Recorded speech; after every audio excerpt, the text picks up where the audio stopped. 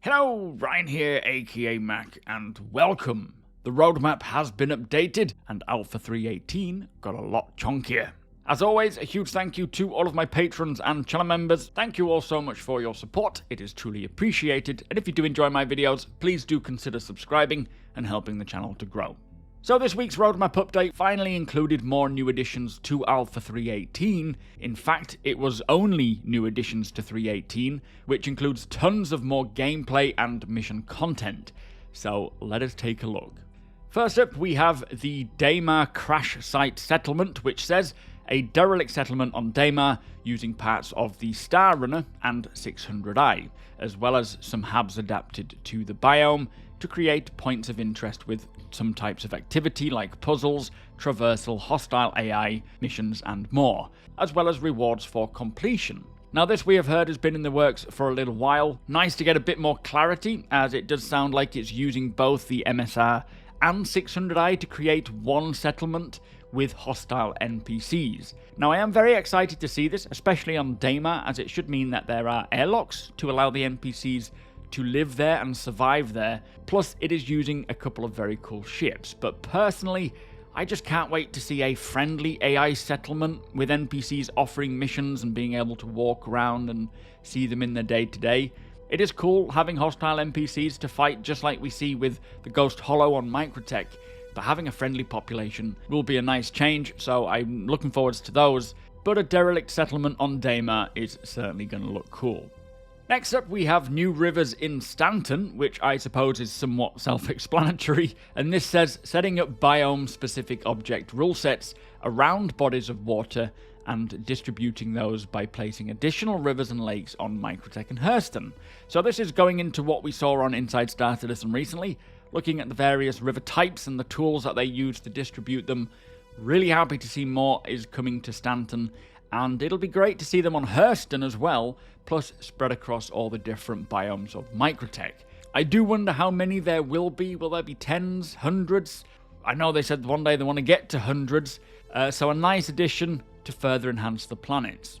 The next new feature for Alpha 3.18 is the Sand Cave Archetype, which says establishing the visual language, creation pipeline, and quality standard for a new Sand Cave archetype, and with this release, cave networks using this archetype will be placed throughout the Stanton system. So this, again, we saw on Inside Star Citizen maybe a few months ago now, but these sand caves look very natural, very realistic, and will likely be found on moons like Dima, as CIG have said that they do want to start creating caves that make sense to the location visually, like icy caves in snowy and icy biomes, for example. But these sandy caves sound like they will be found throughout Stanton and not just on Dima, and again, very excited to see these inside, expanding on the points of interest for missions to take place in. So next we have Arena Commander Classic Race Mode Overhaul, and this is a complete overhaul of all of the systems and maps in Arena Commander's Classic Race Mode.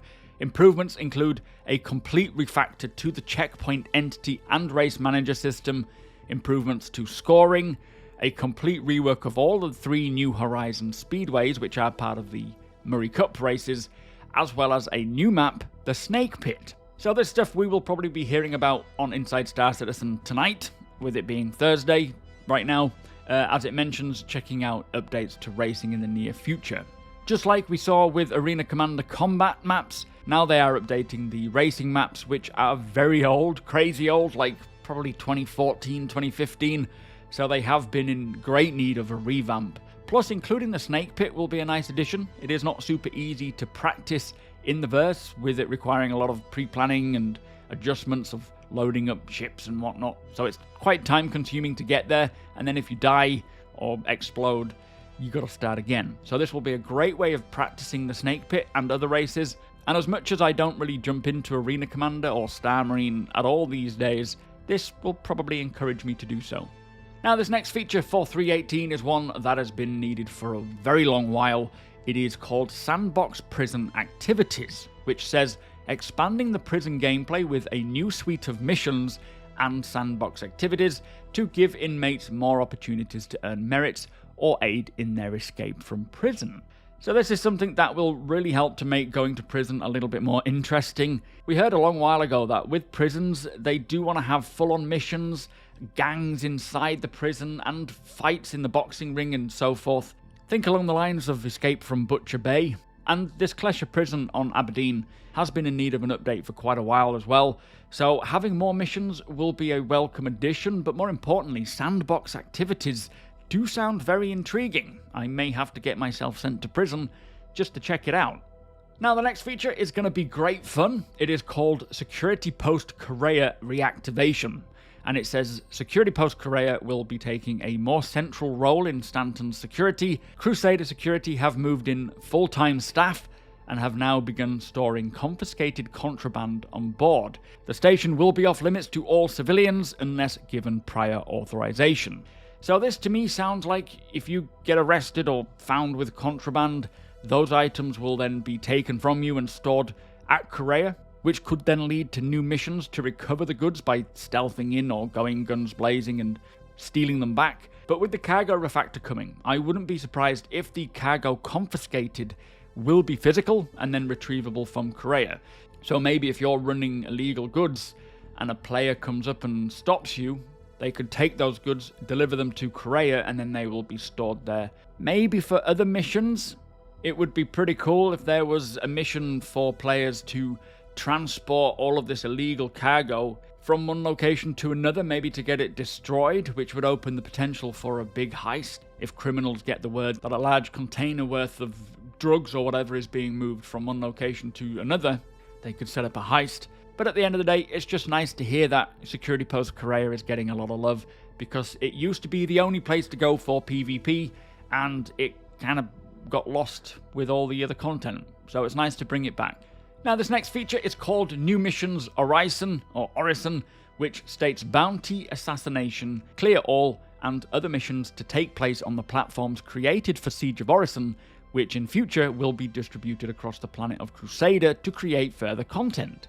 Now this is something we did hear about sort of relatively recently with the creation of Orison building interiors, and I am really happy to hear that they are now planning to utilize the Siege of Orison platforms after the event, as they are really cool places, and it would be a shame for them not to get used again. Now I'm really hoping and expecting there to be many more other mission types beyond the combat orientated ones, like simple delivery missions or maybe engineering missions as well. But what I found very interesting is how they say in the future they will distribute these across the Crusader planet itself. So other landing zones are the points of interest above the clouds of Crusader, not just around Orison, which is something we will also eventually see for ArcCorp with all the other areas. So, new interdiction scenarios are next, and this is adding new variations and difficulty levels of interdiction scenarios that players will come across while quantum traveling. So right now there is a couple of various scenarios, like maybe a pirate snaring you in a mantis, or coming across a freighter that's getting attacked, but this should hopefully expand on that big time and have many more potential encounters. What I would personally love to see in terms of a encounter is maybe coming across a derelict spaceship, like a reclaimer for example, and having to explore the wreck to maybe see what happened, get a black box to deliver it, rescue some crew, check for survivors, gather up loot, that kind of stuff. I think that would be very exciting, especially if there are pirates still on board. And so the final new addition for 3.18 is called Environmental Space Missions, which says it's implementing new missions and scenarios that the player will encounter as they wander around areas of space. The missions that appear will be based on the probability volumes that the player is currently in. So this is really interesting as it is expanding further on the quantum simulation. Right now in 3.17.2, the quantum beacons are actually triggered by the quanta, which are the uninstantiated AI that are flying around in the background, and basically when a pirate quanta maybe bumps into a freighter quanta, it triggers a scenario that the freighter is getting attacked and in need of help, which then pings out a combat beacon.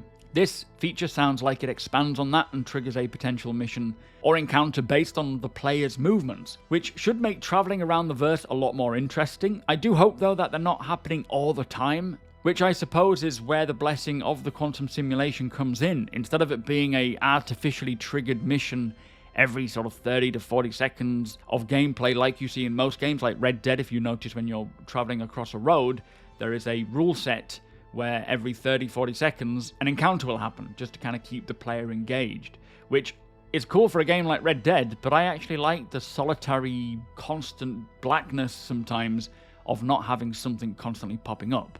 And so, with the quantum simulation, these probability volumes will be based on the actual movements of the quanta. So if you trigger an encounter, it's not because it was artificially triggered because they want you to have something to do, it's because the quanta were actually in that location at the same time as you, creating this mission. So really looking forward to seeing this evolve and bringing a bit more content to space. So there is one more update. It isn't a new feature, it's more of an update to one of the existing features, which is the salvaging card. But do not fear, it is not getting removed or pushed back again. They are actually updating the description to be more accurate to what is coming in 3.18, as not only will hull stripping in 3.18 be by hand or using the Drake Vulture, but CIG are also confirming it will be using the Aegis Reclaimer's remote salvaging turret as well. Now, very thankful to get proper clarity on this, and for all the Reclaimer owners out there, your time is finally starting to come around. Now, this isn't using the Reclaimer Claw, this is simply using the Reclaimer turret to strip the hulls, but we do know they are actively working on fleshing out the Reclaimer Claw gameplay, which won't be coming in 3.18, but is now in the works. So that was this week's roadmap update, some very exciting new features coming to 3.18, many new missions and gameplay content, which I was very much expecting, and I also do expect that there is going to be quite a bit more to come to 3.18 before it releases to live, as persistent entity streaming does unlock so much potential expansion. Although they might want to just focus on getting the patch out and getting it working and this persistent entity streaming implemented and working as intended, but I do personally think that there is still more to come. Anyway, with that said, that is the end of the video. Please do consider subscribing and helping the channel to grow. Also, come and hang out over at twitch.tv/supermacbrother. You are all more than welcome. We will be certainly talking more about this roadmap update and playing some 3.17 too. Hit the thumbs up if you don't mind. Does the channel a big favour. Tick that notification bell if you would like to be notified when my videos go live.